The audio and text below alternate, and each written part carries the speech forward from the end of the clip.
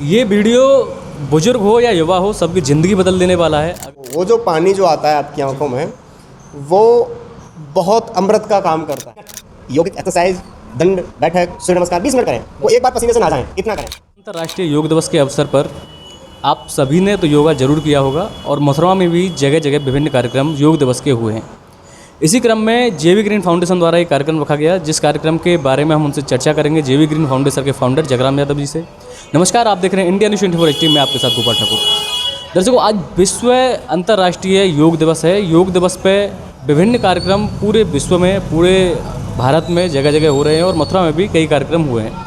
इसी क्रम में जेवी ग्रीन फाउंडेशन द्वारा एक कार्यक्रम आयोजित किया गया, जिसके बारे में जगराम यादव जी हैं, जेवी ग्रीन फाउंडेशन के फाउंडर हैं, उनसे हम बात कर लेते हैं। बहुत बहुत स्वागत है जगराम जी आपका हमारे चैनल में। बहुत बहुत धन्यवाद गोपाल ठाकुर साहब। आज का अंतर्राष्ट्रीय योग दिवस है, तो क्या कहना चाहेंगे अब योगा के बारे में और आज के कार्यक्रम के बारे में? क्या कार्यक्रम हुआ आपका? देखो, योग हमारी संस्कृति है और हमारे वेद वेदांतों का हिस्सा रहा है। जिस तरह से आज मशीनरी का युग है, उसे रिपेयरिंग करने के लिए बहुत सारे सेंटर बने हुए हैं, वैसे ही हमारी इस मानवीय बहुमूल्य संपत्ति, ये हमारा शरीर परमात्मा ने दिया है, इसको कैसे देख रेख रखा जाए, कैसे लंबे समय तक चलाया जाए, कैसे इसका बहुत अच्छी तरह से इस्तेमाल किया जाए, इस विधा को योग के माध्यम से हमारे ऋषि महर्षियों ने एक बहुत ही उच्च कोटि के विज्ञान के साथ पेश किया। लेकिन योग बहुत लंबे समय से अच्छी स्थिति पे आ रहा था। बीच में कुछ समय योग का लोग महत्व नहीं समझ पा रहे थे, लेकिन आदरणीय श्री आपके रामदेव जी महाराज और अन्य इसमें विभिन्न योग गुरु हुए, जिन्होंने कुछ अलग जगाई।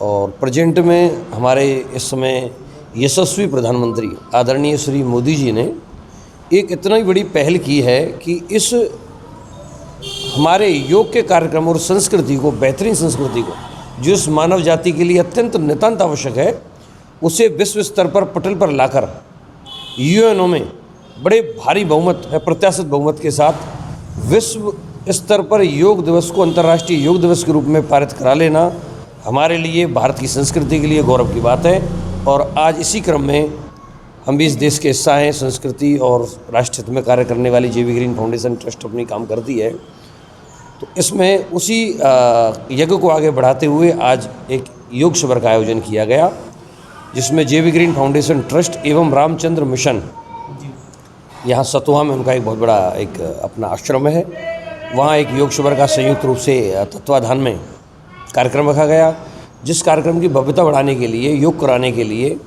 4 बार गोल्ड मेडलिस्ट एवं वर्ल्ड रिकॉर्डधारी हमारे प्रिय मित्र सखा भाई हमारे बीच में प्रोफेसर श्री जयवीर जी आए, समय निकाला और योग का एक भव्य कार्यक्रम उनके द्वारा किया गया, जिसमें क्षेत्रीय विधायक मेरे परम बड़े भाई, परम मित्र ठाकुर मेघश्याम जी, सिंह जी, यशपाल जी एवं बहुत प्रतिष्ठित व्यक्ति थे। लगभग 100 से 150 चुनिंदा लोगों के साथ एक योग का शानदार कार्यक्रम रखा गया।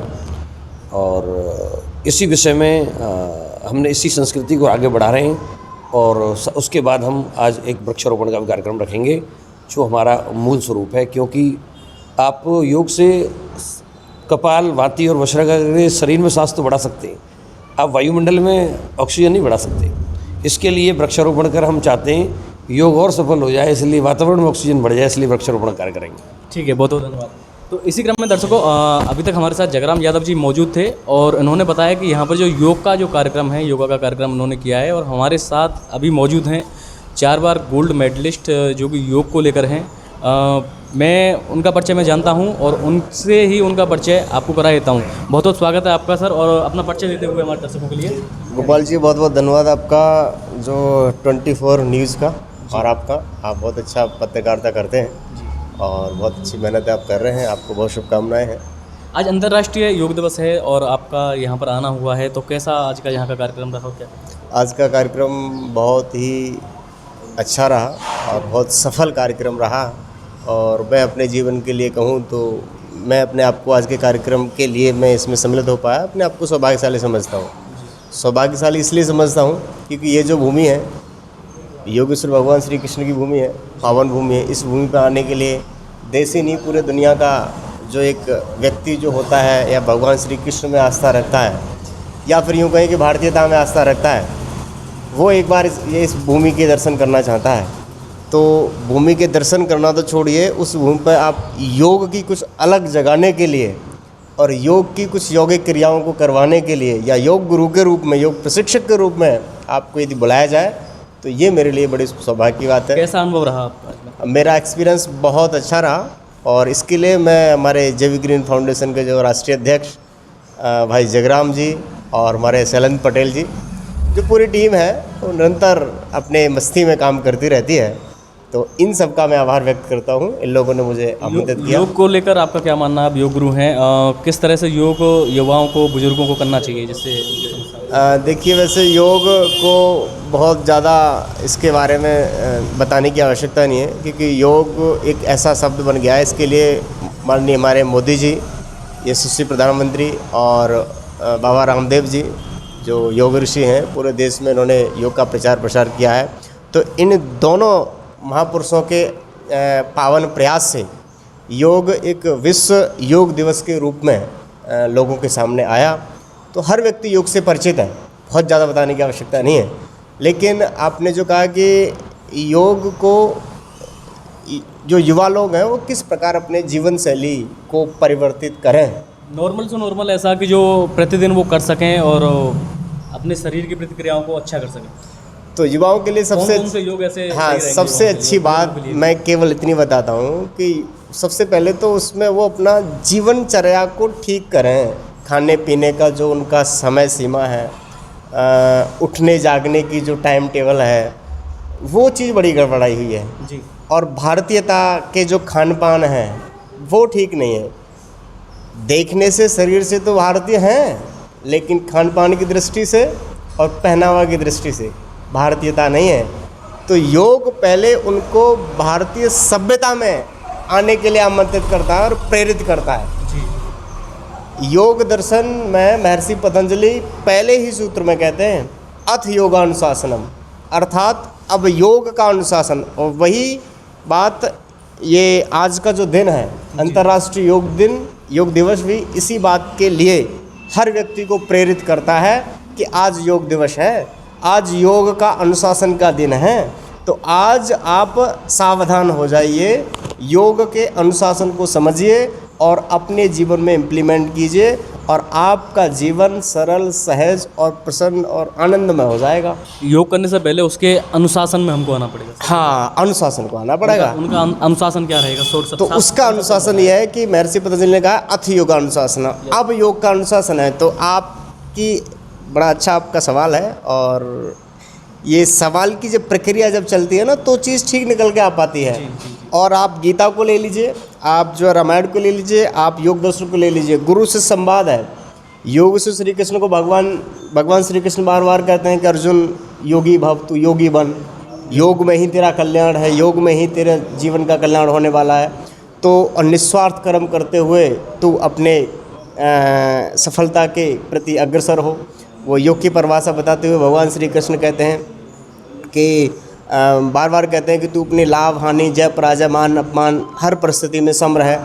तो केवल एक यही बात है कि योग करने के लिए आपको सबसे पहले अपने उसका जो आपको अनुशासन यदि समझना है तो योग दर्शन को पढ़ें।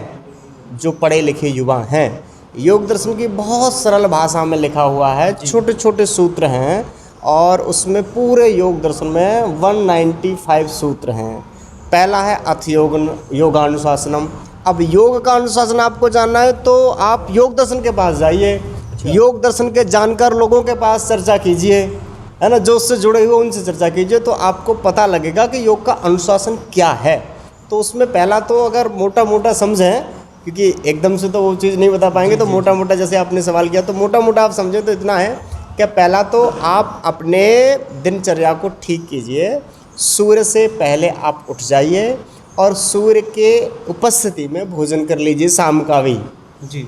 और खाने का, पीने का, उठने का, जगने का टाइम सेट रखिए और जल्दी उठिए। अब जल्दी उठने का लोग सोचते हैं भाई जल्दी कैसे उठे, हम लोग जल्दी नहीं उठ पाते हैं। तो जल्दी उठने का एक ही सूत्र है, आप जल्दी सो जाइए तो जल्दी उठ जाएंगे। नींद पूरी हो जाएगी तो खुद ही जल्दी उठ जाएंगे बिल्कुल। ना। हाँ। अच्छा, आजकल के युवा सोते बहुत हैं, टाइम से सो नहीं पाते हैं, मोबाइलों का भी बड़ा कीड़ा चल रहा है कि पूरी पूरी रात जगते हैं, फिर 11 बजे 12 बजे तक सोते रहते आजकल हैं। के युवा सोते बहुत नहीं है, सोते तो कम है, लेकिन लेट तक जगते हैं। लेट तक सोते हैं, समस्या ये मेरा है। कहना ये हाँ, है कि लेट तक जगते हैं, लेट तक जगते हैं, कुछ पढ़ाई लिखाई के हिसाब से लेट तक जगते हैं, लेट तक सोते भी हैं। हाँ, तो 12 लेट बजे तक जगेंगे तो जाहिर सी बात है लेट तक सोएंगे ही, 12 बजे तक 10 बजे तक सोएंगे। तो सबसे पहली बात यही है कि वो टाइम को अपने को सेट करें और समय से सो जाएं, समय से जगें। क्योंकि अभी जगराम भाई जी और शैलेंद्र पटेल जी के साथ ये लोग हमको लेके गए उस योग शिविर में। जी। तो ये मथुरा वाला जो योग शिविर था उसमें यहाँ के स्थानीय विधायक जी आए थे, तो वो भी यही बात कह रहे थे कि भाई जो सुबह का समय है, सुबह का समय ब्रह्म मुहूर्त का समय है, ये बड़ा ऊर्जावान समय है और बहुत वैल्यूएबल टाइम है। इसको समझिए। अगर आपको योग समझना है, योग के शरण में आपको आना है, योग का लाभ आपको लेना है, तो ये जो ब्रह्म मुहूर्त है इसकी वैल्यू को समझो, इसके इम्पोर्टेंस को समझो। और इस समय आप जागते रहो, आप सोते रहोगे तो कैसे समझोगे उसके लिए।